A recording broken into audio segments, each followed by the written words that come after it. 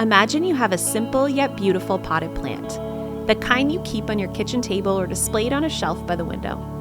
This plant needs careful tending, a little water every other day, a thoughtful rotation for sunlight every so often. It's a good little plant that brings simple joy to your space. Now imagine that over coffee and donuts one morning, a kind neighbor takes note of your plant.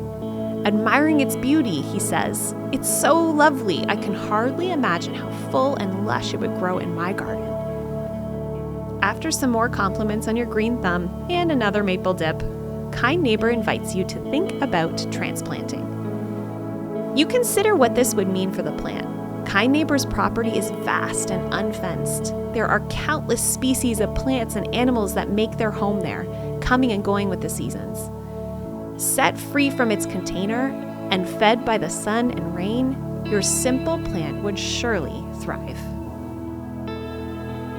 The idea of elements you can't control, like the elements themselves, frighten you a little, and you think you might actually miss the company of that little plant. But the excitement that builds at the thought of your plant growing bigger and stronger is greater. Over the next few days, you and kind neighbor devise a plan. You walk the gardens, consider the landscape, and then carefully mark a new plot.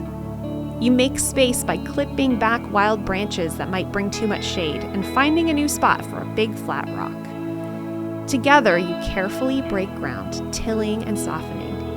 Your plant is lifted from the pot and carefully placed into its new home. After a short time of drooping and adjustment, the growth seems exponential. All-day sunshine and rich soil work their magic. Kind neighbor fertilizes and prunes, patiently cultivating. Roots grow down deep and wide. Weeks, then months go by as new shoots become covered in budding leaves. One afternoon, many seasons later, kind neighbor sends you a text. You will never guess what's happening. And when you get to the garden, you can hardly work out what you're looking at. A bounty of blooms and greens spill out of the place your humble houseplant once was. Your heart swells and you know it completely. This was always the life your plant was made for. It was always designed